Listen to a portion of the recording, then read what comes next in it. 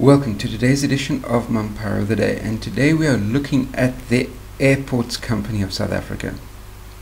And what has the Airports Company of South Africa done to earn themselves this esteemed Mampara of the Day status?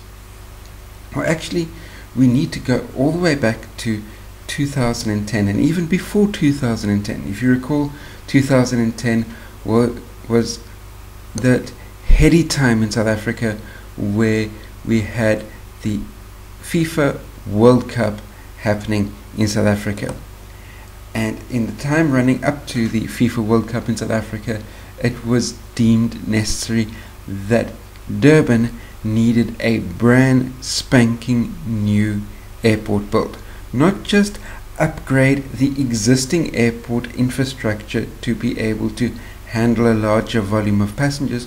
Oh no. We need to design and build a completely brand new airport and just leave the existing functioning airport to just rot away and let the weeds take over the runways and just let that just go to ruin. And no doubt by now big chunks of that airport building have been carried away as building materials to the various informal settlements not that far away. So that was what was deemed necessary, that this brand new airport, and it was built at a cost of 6.7 billion rand. Now, very interestingly, and given the name of the King Shaka International Airport. Now, the King Shaka International Airport, at the time that it was built, secured loan finance. In other words, it borrowed the money to build the airport. And the amount of money that it borrowed was 9 billion rand. Now, a prudent thing to do would be, if you borrow 9 billion for a build project and it costs you 6.7, then the remaining 2.3 billion, make that as a capital repayment on the loan, and that way you reduce your interest cost over the remaining period of the loan. But no, the Airport Company of South Africa has got a far better plan than that. What the Airport Company of South Africa does is say, oh look, you've still got 2.3 billion rand in the pot. Gimme.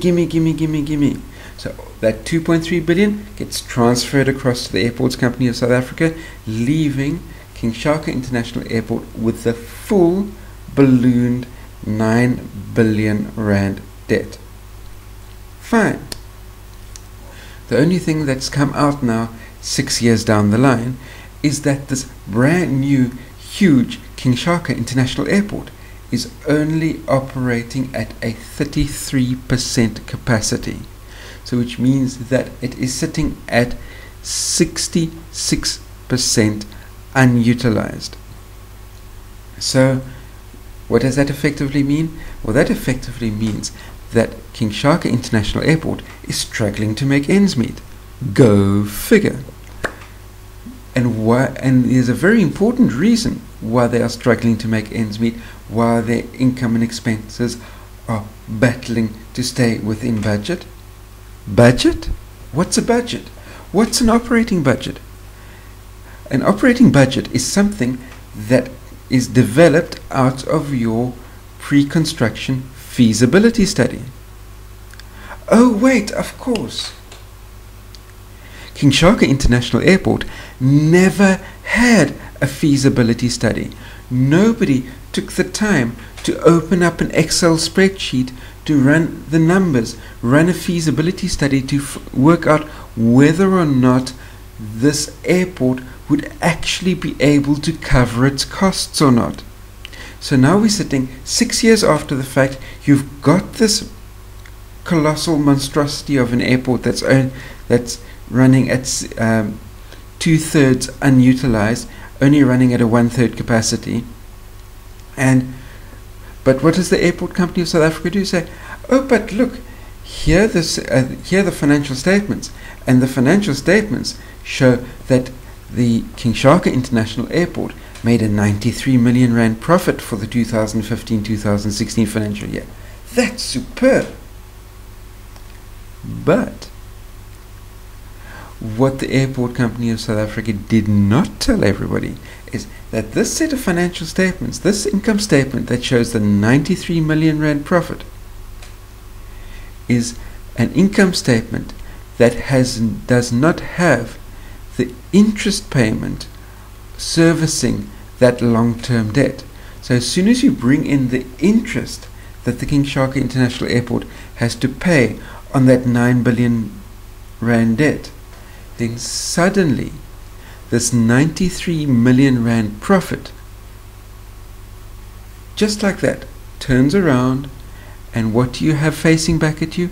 A 1 billion rand loss. So this 1 billion rand loss comes to light from two things. Number one, the 2.3 billion that was transferred across to ACSA right at the beginning, when the construction of the airport came in at less than the 9 billion that was borrowed to build the airport. So that's number one. Number two, this billion rand loss is a direct result of no feasibility study being done on the construction of a new huge international airport for Durban. If there had been a feasibility study done, and then concurrently a feasibility study done on the costs versus benefit of upgrading the existing international airport in Durban, like what there was an upgrade in Cape Town, like what there was an upgrade in Johannesburg, then any accountant, economist would have been able to see that it would have been way more feasible to upgrade the existing asset rather than scrap that asset and build an entirely new asset. So for that reason, the Airports Company of South Africa earns our award today for Mampara of the Day. Let me know down below. Thumbs up if you agree that the Airports Company of South Africa is a worthy recipient. Thumbs down if not. Also, let me know in the comment section down below what you think about the Airports Company of South Africa building a 6.7 billion rand airport with no feasibility study whatsoever done before the time, whether or not this monstrosity will actually be able to fund itself, whether or not this construction will end up being an asset or a liability.